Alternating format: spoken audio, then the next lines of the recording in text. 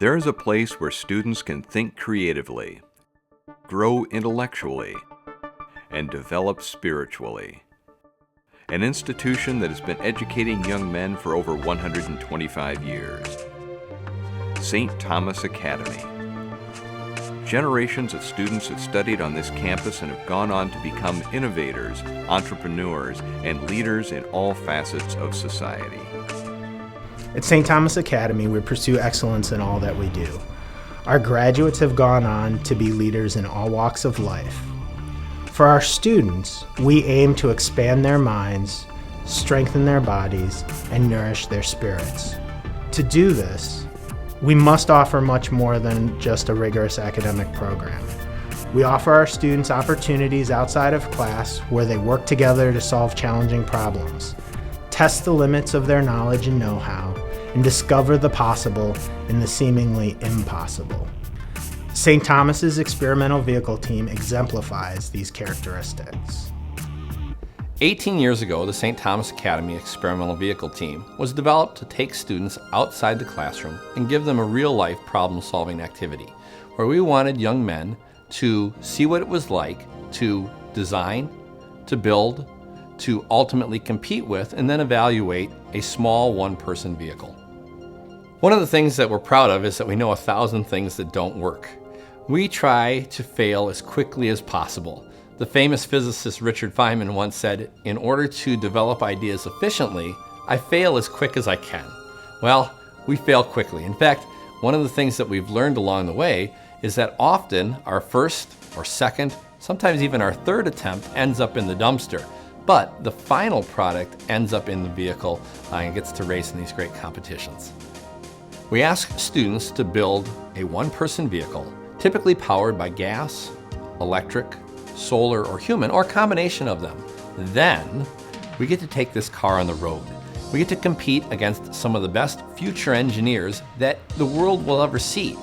Whether that engineer is coming from a high school into a university program, or even better, when we compete against some of the best universities. The real fun happens when we get to the event, when we get to see what other teams roll off of their trailer. And even more fun is when they get to see what we roll off of ours. We expect students to interact with other students, not just the high school students, but also the engineering students from major universities. Our goal, in the end, is that we're going to develop a better student engineer. With a project of this magnitude, communication is key. My primary role is to keep the communication lines open with students and parents. Secondly, I communicate with our sponsors so that they know that their investment is providing a quality engineering experience for our students. This is kind of the calendar up and through spring break. A daunting task by any design build standards, the team began concepting in October and have put themselves up against a very tight production deadline. We have to work this day, that Sunday, so we put 3 layers on. And then that Monday as well. Yeah, 3 layers on the top. But each one of these days, I mean, this is 4 hours right here. Yeah. And it's 4 hours with at least 8 guys. We have a month after this to get the whole the frame and everything done.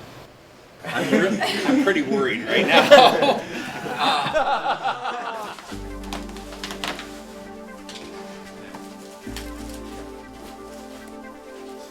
It takes teamwork and discipline to build an EVT car.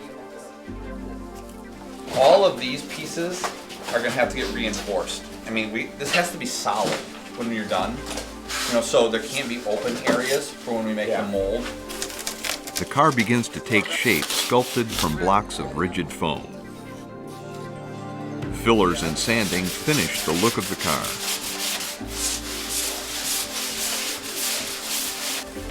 Yeah, don't be afraid to put too much resin on there. You really can't put too much resin on.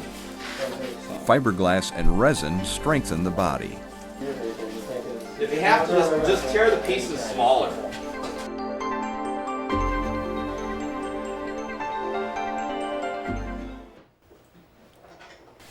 Fuse everything. No shoddy connections like I just saw. All right, no shoddy connections. No fires. All right, no fires, at least today.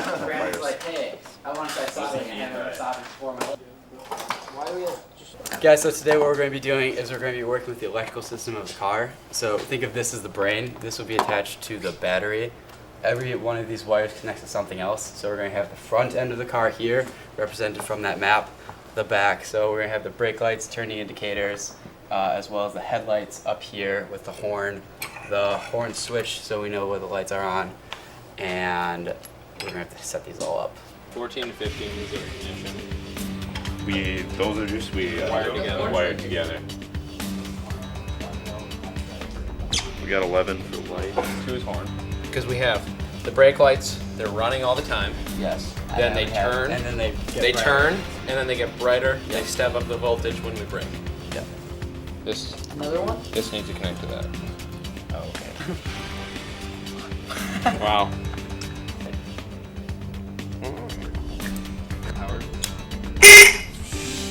All right, I guess that works. Yeah. Scared the crap out of me. Yeah, same. Did you get that on film?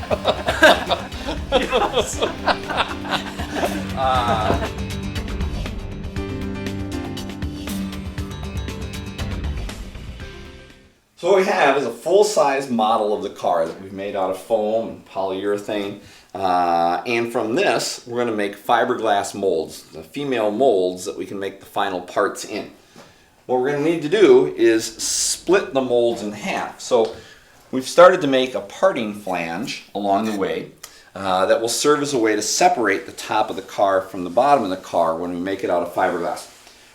It'll take about 7 layers of fiberglass before the mold is actually thick enough for us to be able to pull it out and have it maintain its integrity when we lay up carbon parts in it, and those parts are vacuum bagged in there.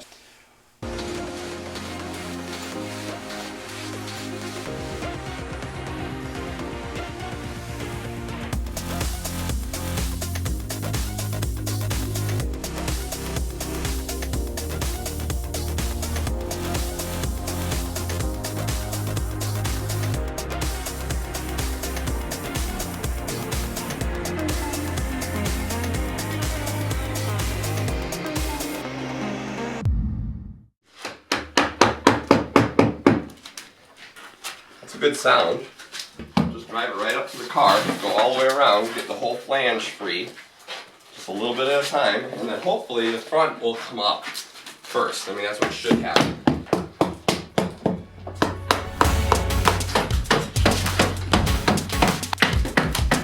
that was good sound.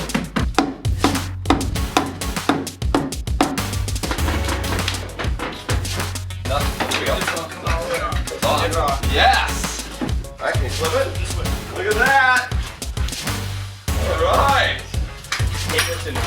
Well, we were getting so much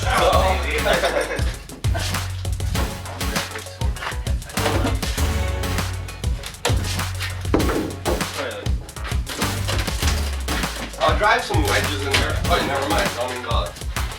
There's part 2. Wow, you guys did a good job whacking that. Hey! Oh, that looks cool. No idea how to do that in a vacuum bag, but nice. The body of the car will take its final shape with multiple layers of carbon fiber.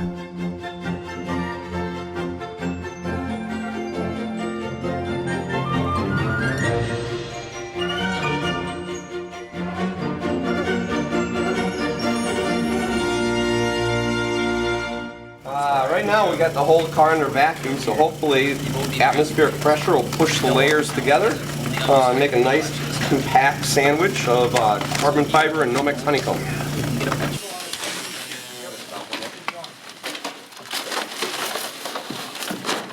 A few days later, the student engineers open the mold. That's easy. I'm like underneath it, basically.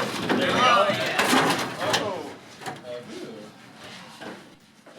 For the very first time, the actual body of their car is revealed.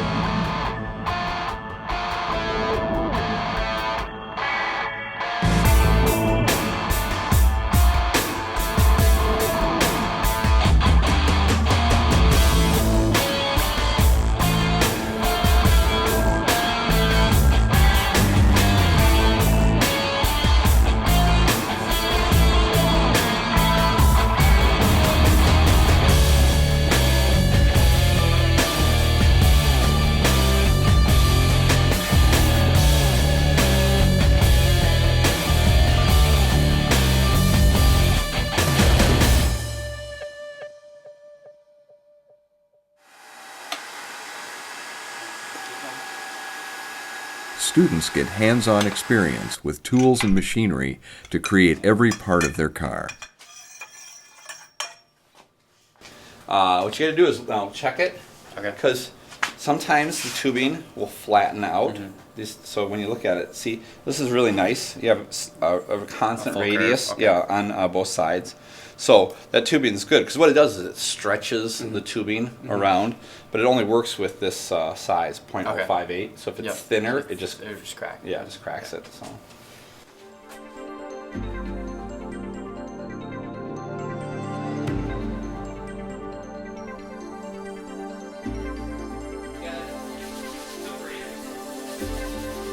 The car receives a final sanding before heading off to paint.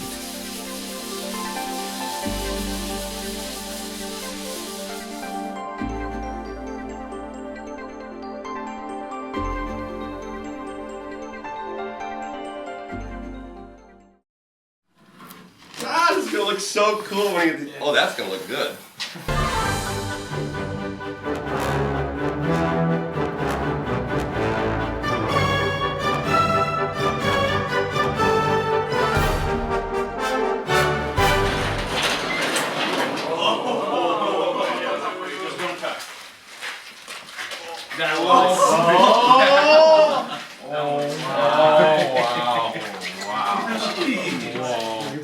That's beautiful. That is cool. Like, so cool.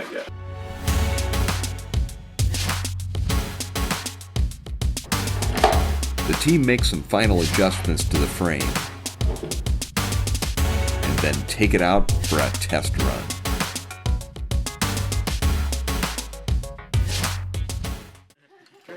The next step is building and testing the motor controller. Without it, the team doesn't race in Houston. What are the odds of it working? Even the team has their doubts. Yes, yesterday we were talking about the odds. What did you say it was? Carter said 99. 99? No, I said high 90s. High 90s? So, There's a difference. Brandon said 73, I think. 73. That was a nice arbitrary number. okay, we got lights on. Oh, that's good. Off, but this isn't blinking. No, that's good. We don't want Only it the to blink. test blinks. That's good. That means that the current thing's hooked up. That's off. That's off. Hold on, is it off? Yep, that's off. Nothing should happen. Right?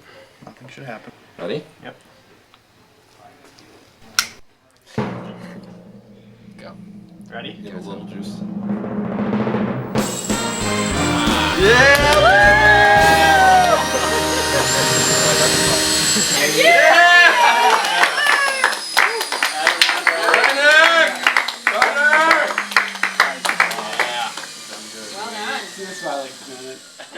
I gave that a little tiny chance of actually working, so. That's good. That's great. This was the thing that I thought would be our Achilles heel, right here. So I thought this was going to be the thing that kept us from racing. So now you're doing 3 cars? you wash your mouth out. So you cameramen, you guys with your snarky attitudes. So. And now it's off to Texas.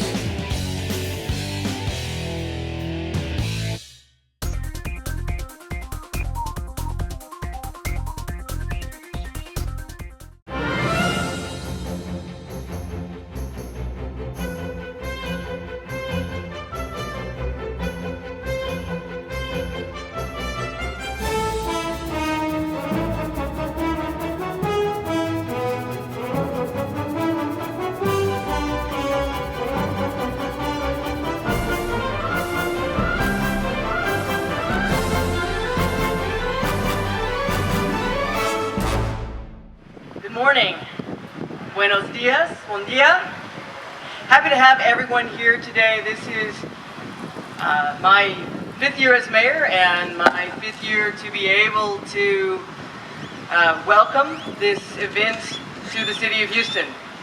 So with no further ado, if Mayor Parker, you'll join me in officially commencing the 2014 Shellacca Marathon Americas.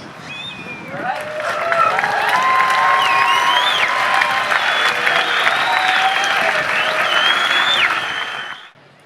The Shell Eco Marathon event is open to the public. Spectators are encouraged to view the cars, ask questions, and take pictures. The St. Thomas team invited people to sit in their cars, but their generosity wasn't without risk. While most of the people taking advantage of this rare opportunity were children, there were a few adults that, shall we say, exceeded the weight limitations of the vehicle. The team was faced with their first obstacle. One of the problems with Beta here is that underneath this pipe, it all cracked up under the pressure. So what we're doing now, we're just going to make a quick fix, get another pipe, weld it on. Windshield wipers don't work. Motors aren't powerful enough to hold the wiper blade up. So we'll run the Radio Shack tonight. Tonight? Maybe not tonight. Tomorrow. Both cars have that problem? Both cars have that problem. Yeah. We don't know what we're going to do. So. What has this process taught you? It's taught me a lot about patience. I mean, a lot of things don't work. We have to figure out what's wrong, like today. Day 2, Houston. The team takes the broken frame out for welding. Don't take too much of Brannick's time because he needs to go make a miracle happen. So, so electrical, like genius, freaky genius. Is it gonna work? Look at me right now. Yeah, we'll get them running. That means no. All right, that means that's a DTW. Don't tell Westlake. So. So yesterday was a long day. We had about 21 hours complete with getting to the airport early. Then we had both windshield wipers not work. The frame broke. So, and then I think we even had a mini fire or a fuse burst as well.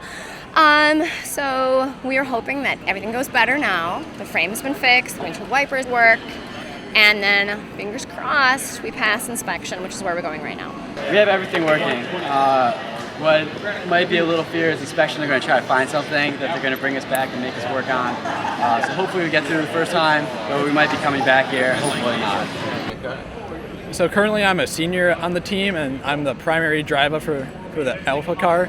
And like it's going to be a really cool experience since I've had some practice driving around like the quad at school. It'll be really cool to see how it handles on the track at like higher speeds. Like we go about like 20 miles an hour, and like kind of interacting with other drivers on the car should be interesting. This program has meant a tremendous amount to our son. He has learned not only engineering, how to work as a team, and has had a lot of fun in the process. I've often seen Ian grow as an individual just from the experiences that he has. He's gained a lot of confidence, a lot of hands-on skills, and he's also had a lot of fun doing it too. The car needs 10 centimeters of clearance everywhere and 130 centimeters on top. When we measured it a few hours ago, it was 129.5 centimeters. We'll see what they think. What do you guys say, thumbs up? Good job. Good looking car. Well, one thing we did several years ago, we bought him a 3D printer that I see now they've made the steering wheel out of and a few chalk blocks. My role has been the 3D designer for various parts that we need. So my main one was the steering wheel that I made. So it went through about 7 different looks of the steering wheel, just getting the hand positions right, the sizing right, the throttle, where the throttle's going to go. That took a long time to get. I got to watch them going through the inspection process, and that's always a nerve-wracking process. It's really when everything, all the hard work that they've put in for the last 6 months all has to come together, and they have to meet all the requirements. And typically they find a few things. All right, so I see an empty pit area here. That's got to be good news. Actually, anytime you have an empty pit area, that means that both cars are not here, which means that both cars must be working at least somewhat. So where are we at? Well, I think we're over at inspection right now for the very last steps before I go to bed tonight. Hopefully they'll be done. I'll be able to wake up tomorrow morning and know that they're going to push out and be able to race.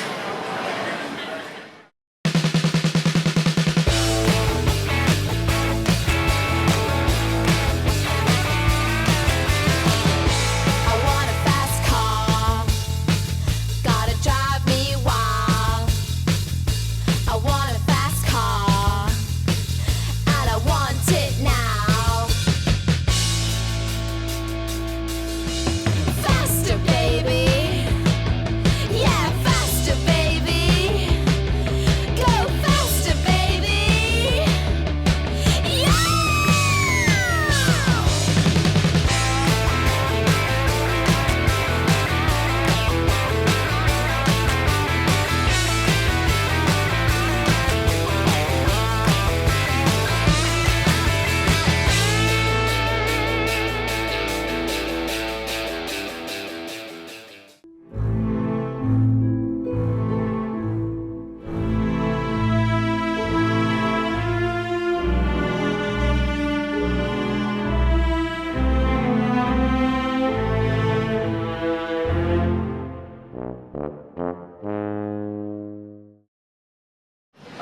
Right now, neither of the cars work. The DC-DC converters seem to have burnt out in the car, so we're going to try to put in a different control board. Now, if my goal from the beginning was to win, this would really be stressing me out right now. But that's not our goal. Our goal is for students to have a great engineering experience, and they're getting that right now. So in kind of a weird way, by things breaking, I'm winning. The only part that we bought on this thing, it's broken. Professionally made, broken. Everything else, thousands of dollars that we made, working good. $12 breaks it all. Mr. Westlick just says, go do it, boys. You solve your problems. This is your deal. And they come out of it with an incredible sense of accomplishment. My role in the development of the car has been more or less creating the body and the frame. So more of the mechanical side of the thing, so kind of overseeing that and making sure that that gets done, and meeting the deadlines and making sure the sophomores know what to do and teaching them, so in the future that they can continue it and build the cars. When they join the team as end of your freshman year, sophomore year, they really do. They're basically learning. So they don't take much of a leadership role. They're learning from and watching the leaders above them. But as they immediately mature into a junior and then a senior, they realize that the responsibility is on them, and they immediately own up to the need to be a leader. And that it's really neat to see that in the boys. The seniors have been great on the team. They've taught me everything from how to apply Bondo on the car, or even how to make coffee. I mean, it's just they just do everything they can to make sure the team's ready for next year and that we're as experienced as we can be. This whole process has taught me all the hard work that goes into everything, all the technology in our society. I would have never guessed that the body takes 6 months to complete. Well, I've never really worked with metal before this process, and I think I've really learned a lot. Learned a little bit about welding, learned a little bit about cutting metal, the safety. If someone wanted to get into this program, I would have to tell them that it's a big time commitment, but it's worth it in the end. It's a great experience. This process has taught me a lot about teamwork, efficiency, a lot about how to get along with people, a lot about how to really incorporate new ideas that we get from other teams into our own car, and every year we learn more and more. I've been sort of a utility player. If I'm needed in electrical, I'll solder. If I'm needed in body work, I'll make cuts in the carbon. I installed the windshield, just any random tasks that someone might need help with, or put in charge of really anything. And we understand that you were in charge of the hair design. Oh, yes. That's an essential role for the team. I think it really matters to just keep all hair consistently straight up in the air and crazy. When I leave the EVT program, I'm definitely going to miss it. It was a fun thing, but I'm for sure going to do something like this in college, and I'm planning on going to the University of Minnesota Duluth and major in chemical engineering and possibly double major with biomedical sciences. Just try and get a pre-med and see what I do from there.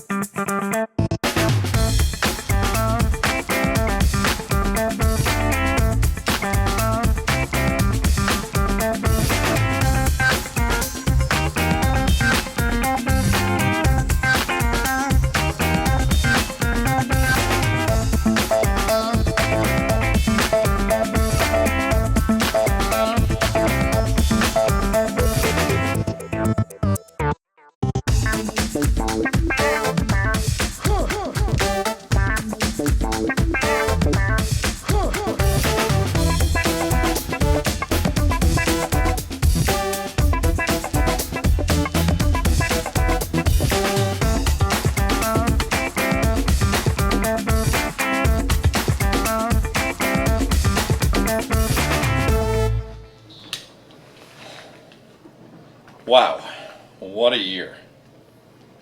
I guess I'm glad that one's behind us. I'll tell you, anything that could have gone wrong, it did go wrong. Ah!